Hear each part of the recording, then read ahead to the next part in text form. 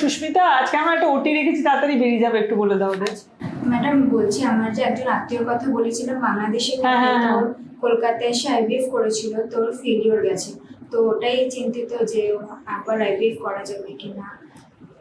ও আচ্ছা, ঠিক আছে, নিশ্চয়ই তুমি আমার কাছে পাঠিয়ে দাও, আমি কথা বলে নেবো। আচ্ছা ঠিক আছে। তো আজকে আমরা একটা ইম্পর্টেন্ট কথা নিয়ে আলোচনা করতে পারি, যেটা হচ্ছে এক্ষুনি আমি যেমন শুনলাম যে আমার স্টাফই বলছে যে একটা আইভিএফ ফেলিওর গেছে, তাই জন্য প্রচণ্ড হতাশ যে আর কিছু কি করা যাবে। তো এইটা নিয়ে যেটা জানতে হবে যে আইভিএফ এর সাকসেস রেট যখন আমরা কোট করি, সব পেশেন্টের জন্য সাকসেস রেট একই রকম হয় না। কার কী কারণে আইভিএফ করছি তাতে সাকসেস রেট কী হবে সেটা পেশেন্ট টু পেশেন্ট বা কাপল টু কাপল ভ্যারি করে। এবার যদি দেখা যায় যখন একটা ফেলিওর হয় তখন আমরা অ্যাসেস করার চেষ্টা করি where it went wrong. Sometimes cause খুব অবভিয়াসলি ভিজিবল থাকে, যেমন ধরুন কোনো একটা পেশেন্টের এগ রিজার্ভ খুব খারাপ, আমি বলেছি এগ তোমার বেশি নেই, এগের কোয়ালিটি খারাপ হবে, কিন্তু পেশেন্ট তাও বলেছে যে না ম্যাডাম, আমি আমার নিজের এগ দিয়েই করে দেখতে চাই।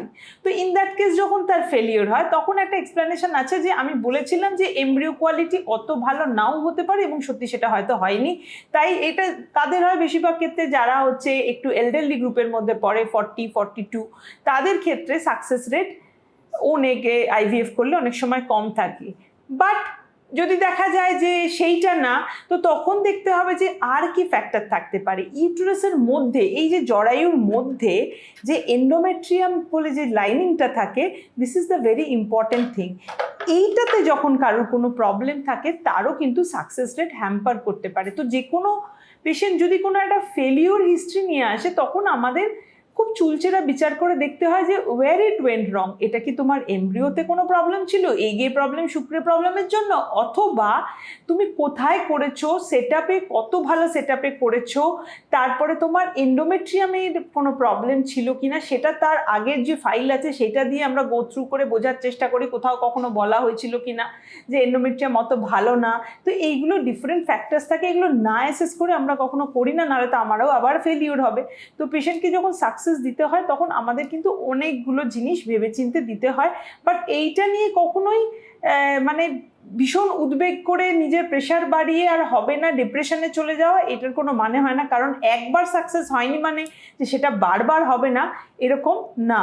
যেমন সাকসেস রেট যদি ধরা যায়, স্ট্যান্ডার্ড এখন 40-50% সাইকেলের মানে সাকসেস রেট হয়, মানে পার অ্যাটেম্পট অফ ট্রান্সফার আমরা বলি। তো এই ক্ষেত্রে তো অফকোর্স 50%-এর চান্স থাকছে যে সব কিছু ঠিক, তাও পজিটিভ হলো না।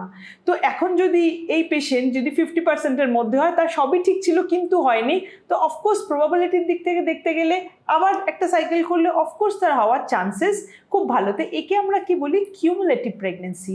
যে একটা সাইকেলে যদি পজিটিভ নাও হয়, তারপরে একটা দুটো সাইকেল, মানে ফার্স্ট 2 to 3 সাইকেলসকে আমরা বলছি, এতে কিউমুলেটিভ প্রেগনেন্সির chances very good. It can go up to, যদি আমরা কারণ জানি যে হ্যাঁ সব ঠিক আছে, এন্ডোমেট্রিয়াম ঠিক আছে, embryo quality is good, within 3 cycles আমরা বলি কনসেপশনের chances very high, as high as 80%। কিন্তু 100% বলাটা খুব মুশকিল। কার কোনখানে প্রবলেম হচ্ছে সবসময় চোখে দেখে বোঝা যায় না। আর যেহেতু প্রেগনেন্সির এই সময়টা ইউটেরাসের রিসেপ্টিবিলিটি বলে একটা কথা আছে, এইটা অ্যাসেস করাটা ভীষণ ডিফিকাল্ট টাস্ক। আমরা হিউম্যানলি পসিবল যা করা সম্ভব আল্ট্রাসাউন্ড গাইডেড ব্লাড টেস্ট করে সেগুলো আমরা করার চেষ্টা করি। অনেক হাইটেক পদ্ধতি আছে যাকে যেমন বলা হয় ইরা, সেইটা অনেক সময় চেষ্টা করা হয়, কিন্তু সবাই সেটা অ্যাফোর্ড করতে পারে না, that is a costly test.